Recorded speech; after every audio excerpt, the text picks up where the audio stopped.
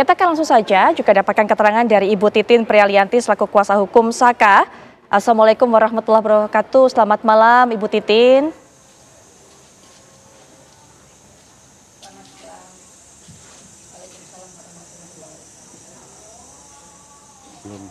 Ibu Titin bisa mendengar suara saya? Sepertinya masih di mute Ibu.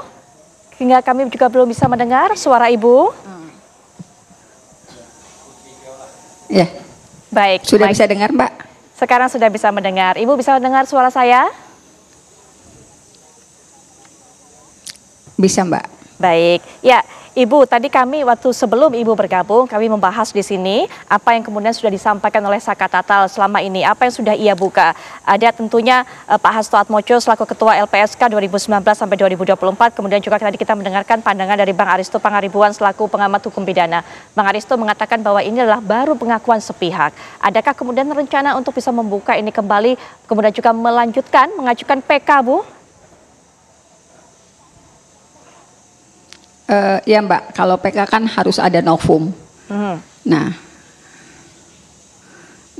sebetulnya ada beberapa yang kita sebetulnya gini, yang kita sikapi dari awal itu masalah penangkapan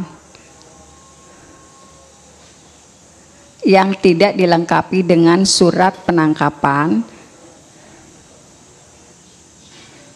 kemudian juga masalah yang terkait selama persidangan, yang fakta-fakta persidangannya sudah saya kemukakan di beberapa media. Kemudian sekarang terbongkarnya semua itu kan sebetulnya sudah saya lakukan sejak 2016-2017, hanya baru sekarang terbukanya. Kalau masalah PK tentu saja dari cara penangkapan, mekanisme, saya kan nggak ngerti Mbak, waktu ditangkap itu ini sebutnya penyelidikan atau penyidikan, karena informasi penangkapannya hanya berdasarkan keterangan saksi yang tidak pernah dihadirkan dalam persidangan. Kemudian dari fakta persidangan antara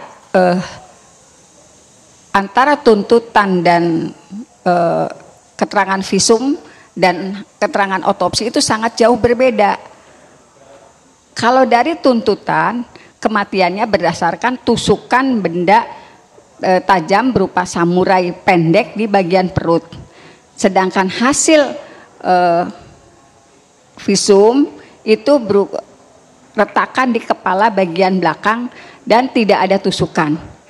Hasil otopsi retakan di bagian kepala yang mengakibatkan terjadinya kematian.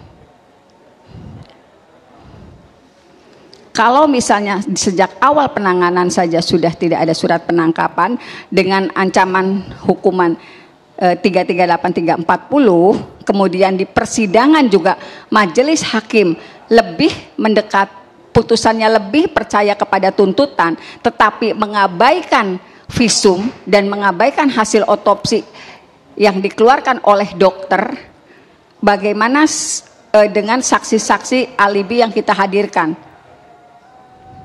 Putusan itu sama sekali tidak mempertimbangkan hasil forensik atau hasil visum yang tertuang di dalam BAP dan dihadirkan, ahli-ahlinya itu dihadirkan dalam persidangan.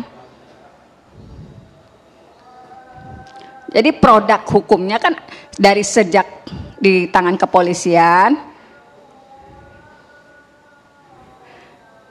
di kejaksaan, ketika proses sampai P21 kan tetap sebetulnya kan sudah ada perbedaan antara tuntutan yang menggunakan, yang kematiannya disebutkan oleh tusukan, dengan bukti-bukti yang terlampir dari hasil visum dan hasil otopsi. Baik.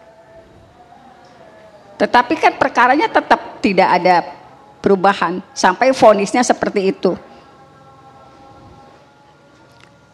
Untuk 7 orang seumur hidup, 1 orangnya 8 tahun.